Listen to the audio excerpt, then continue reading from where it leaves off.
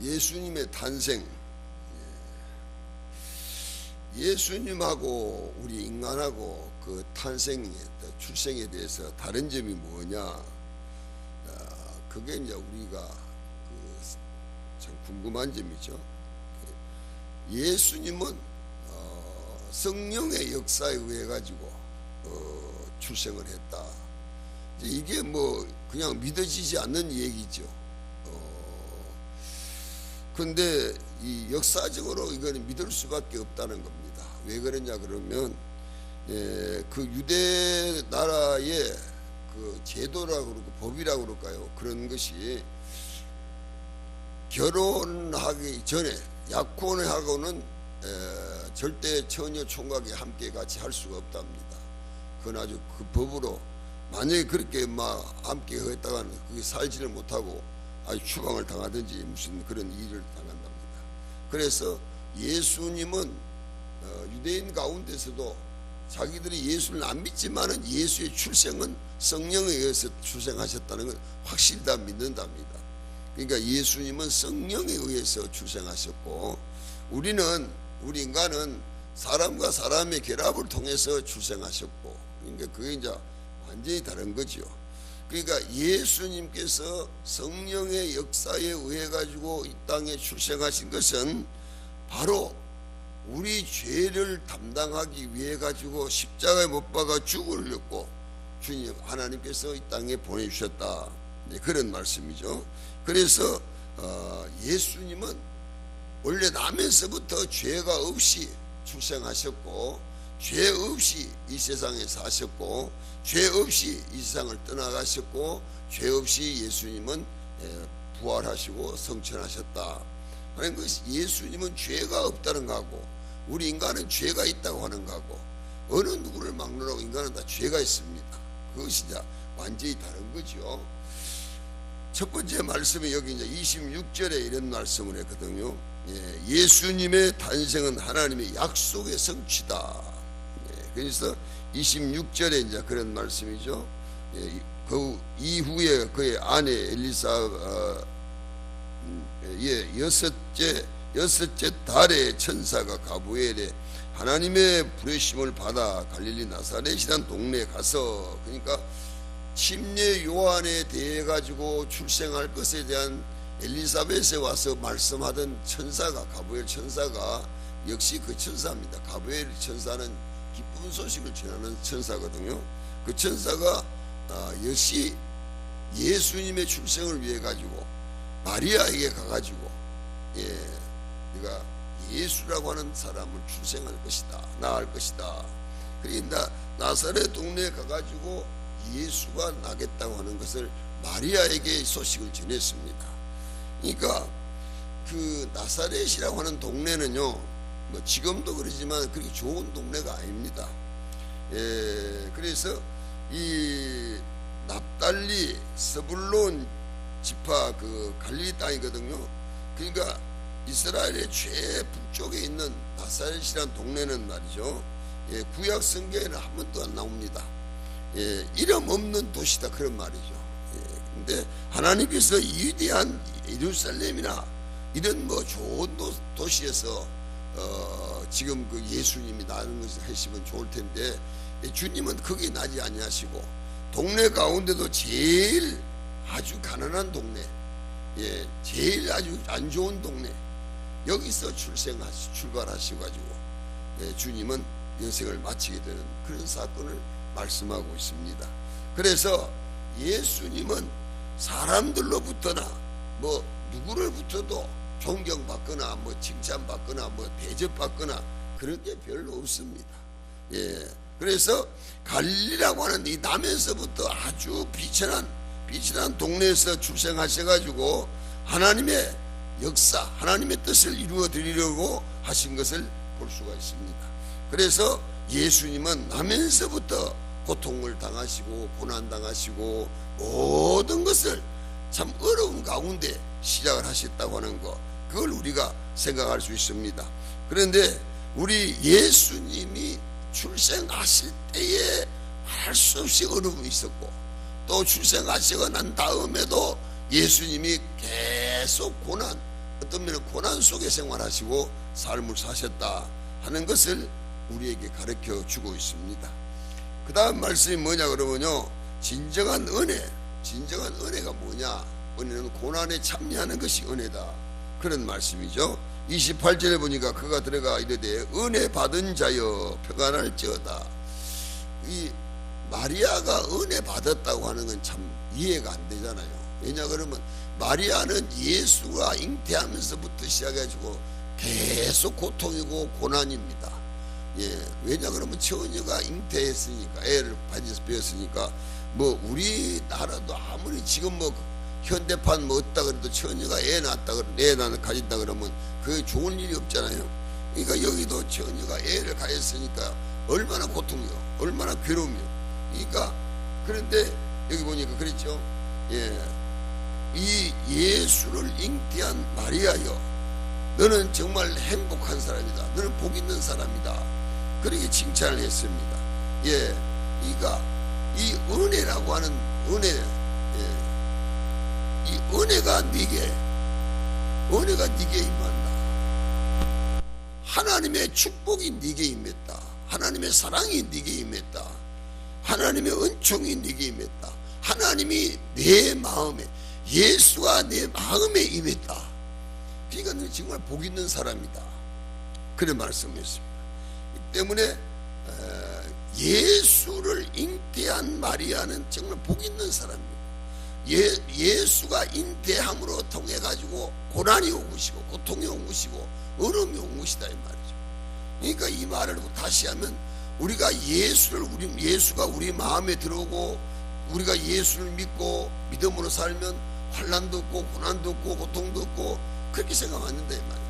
예수가 내 마음에 들어오면서부터, 예수가 내 잉태함으로부터 시작해가지고 고난이 오고 고통이 오고 어려움이 오고, 그래서 어떤 면으로 말하면 예수를 안 믿을 때보다도 예수를 믿고 나면 더 어렵고 더 힘들고 더 고통스러울 수가 있다 이 말이죠. 그런데 성경이 이걸 은혜라, 은혜.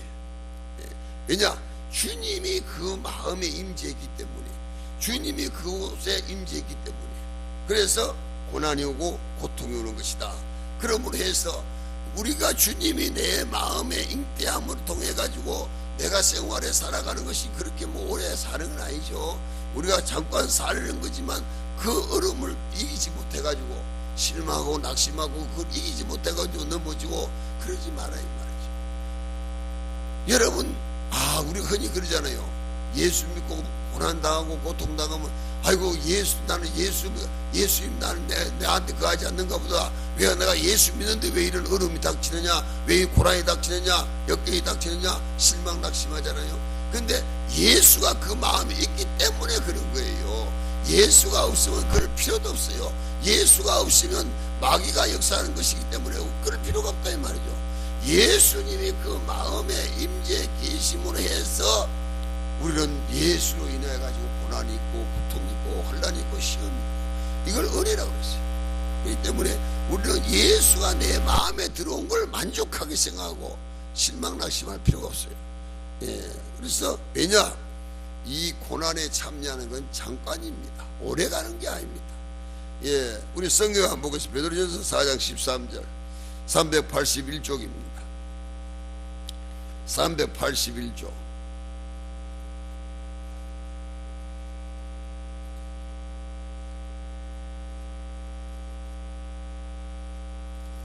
베드로전서 4장 13절.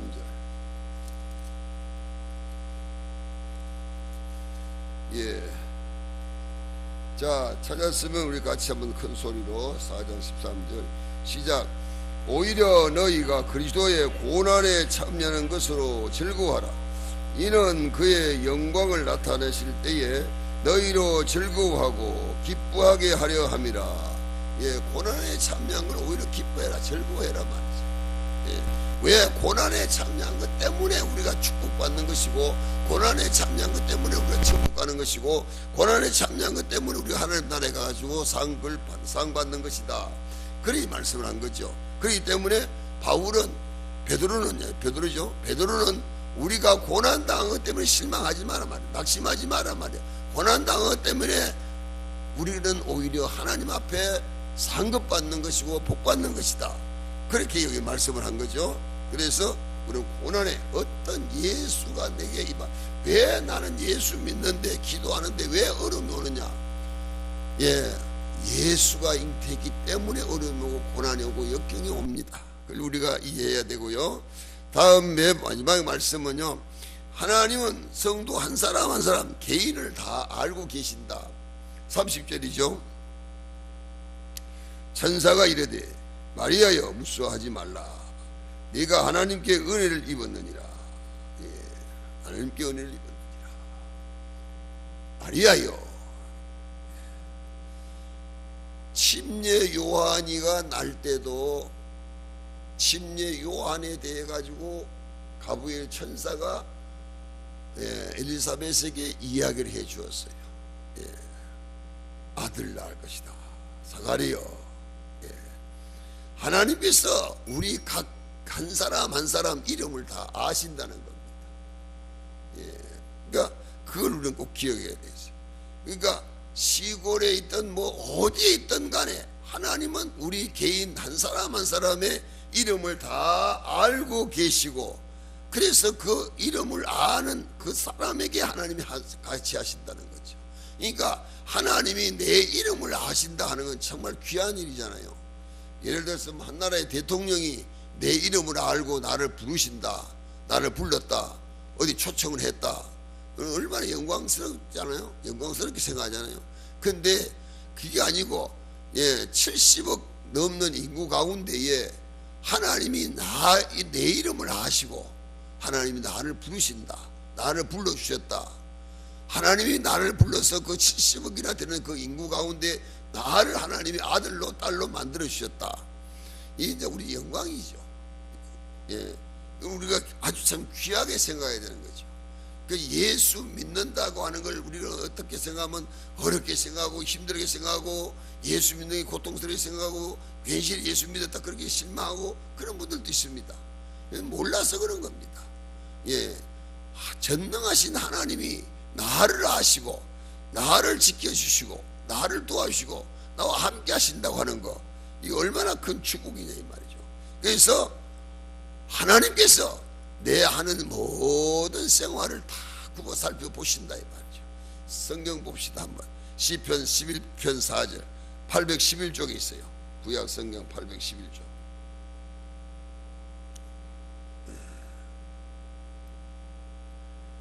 구약 성경 811쪽. 시편 11편 시편 11편 4절.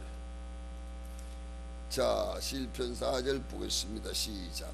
여호와께서는 그의 성전에 계시고 여호와의 보좌는 하늘에 있으며 그의 눈이 인생을 통촉하시고 그의 안목이 그들을 감찰하시도다.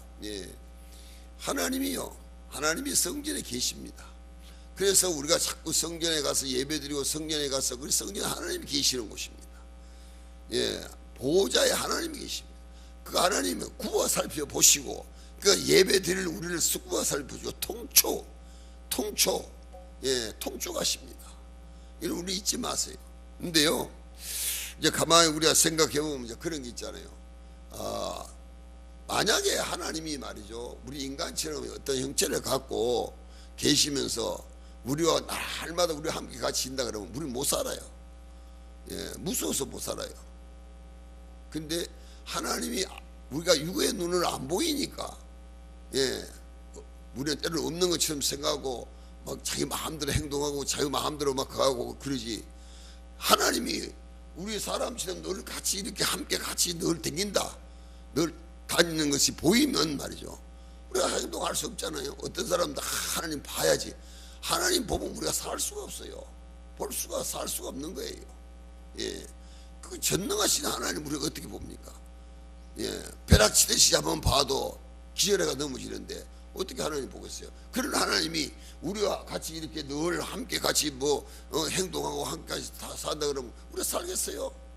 못 살아요.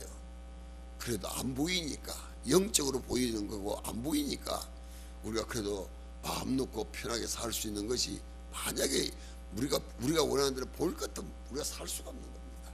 여기 그러죠. 그렇기 때문에 우리는요, 항상 하나님이 우리와 함께 같이 계신다 하는 걸 우리 잊으면 안 된다 이 말이죠. 예, 그래서 하나님이 없다 생각하고 행동하면 안 된다 그 말이죠. 항상 우리는 어느 곳에서 뭘 하든지 하나님이 여기서 통치하고 계시고, 여기서 나를 보시고, 여기서 나를 주관하신다 하는 이걸 우리가 꼭 잊지 말아야 된단 말이죠. 그래서 34편 13절도 그랬습니다. 여호와께서 하늘에서 구보사 보사 모든 인생을 살피시며, 하나님 인생을 살펴보신다 이 말이죠. 예, 그래서 우리가 하나님의 바로 살아야 된다 하는 것은 하나님 인생을 살펴보시고, 하나님 앞에 정말 잘못한 짓을 하고 못된 짓 하면 죽이기도 하시고, 그래서 때로는요, 이거 상상도 못할 정도로, 그렇죠? 예, 상상도 못할 정도로 어려움을 당하고, 예, 재앙이 오고 죽고 말이죠. 이번 며칠 전에 제천에 뭡니까, 목욕탕 화재난 사건, 참 얼마나 가슴 아픈 일들이에요. 그게, 예, 할머니, 어머니, 소녀 다 함께 같이 죽어버렸단 말이에요. 순간이잖아요. 순간 죽어버렸단 말이에요. 예, 그러니까 인간이 생활하고 살아갈 때 어떤 일들이 어떻게 언제 어떻게 생길지 모르잖아요. 예, 그러니까 우리는 항상 하나님 앞에 기도하고 하나님과 교제하고 하나님과 교통하는 생활을 늘 해야 된다 이 말이죠. 예, 그걸 잊으면 안 된다 이 말이죠. 그래서 여기 왜 그러냐, 여기 30절 그랬죠. 예, 30절 천사가 이르되 마리아여 무서워하지 말아라, 내가 하나님의 은혜를 입었느니라. 하나님의 은혜 입었단 말이죠. 하나님의 은혜를 입은 자여 그랬습니다. 우리는요, 본능적으로 우리가 죄를 지으면 하나님을 떠나게 되고, 죄를 지으면 하나님을 멀리하게 되는 거지요. 그래서 아담과 이와가 하나님 앞에 하지 말아야 하는 짓, 먹지 말아야 하는 거, 그걸 먹고 행함을 해서 그 죄를 지어서 무서워가지고 나무 밑에 가서 숨기도 하고, 예, 이 숨는다고 하는 거, 죄 지었기 때문에 그런 거죠. 하나님을 두려워한다고 하는 건 죄 지었기 때문에 그렇다 이 말이죠. 그러니까 우리가 뜻하지 못한 건 죄 지었기 때문에 그렇단 말이죠. 그래서 여기 말씀에 우리가 죄를 지어서 죄로 인해 가지고 멸망갈 우리를 구원하기 위해 가지고, 살려주기 위해 가지고 하나님의 아들 예수를 이 땅에 보내주시고, 그 아들 예수가 십자가의 죽음을 통해 가지고 우리를 죄에서 구원해 주셨다. 예, 구원해 주셨다. 그러니까 예수님이 이 땅에 오신 것은 우리 예수님 자신을 생각하면 참 고통스러운 일이죠. 얼마나 고통스러운 일입니까? 왜냐 그러면 나면서도 고통이었죠. 나면서도 예수님은 나사렛에서 나면서부터 시작해가지고 말구에서 나셨죠. 말구에 나셔가지고서부터 시작해가지고 거기서 너 남자 사는 애들 다 죽이니까 거기서 있을 수가 없어요. 애굽으로 피난갔지요. 그런 고통을 당하시고, 예, 생활에 살면서도 30년 동안 고통하시고, 마지막에 십자가에 죽기까지 고통을 그 예수의 일생은 전부 다 고난의 일생이었다. 고통의 일생이었단 말이죠. 예. 그러나 마지막 부활하시고 성천하시고 지금 하나님 보좌 우편에 계시고 영원한 축복, 영원한 사랑을 받게 된 거라 이 말이죠. 그 때문에 우리도 예수를 믿으면서 주님이 내 마음에 계실 동안에는 내가 어렵고 힘들고 고통스러운 삶을 사는 거예요. 그러지만 이 세상 얼마 안 가죠. 우리가 끝나면 우리도, 예, 부활 성천 하나님 나라에 영원히 영생복락 누리고 사는 그런 축복이 있다고 하는 거, 그걸 여기서 말씀을 했습니다.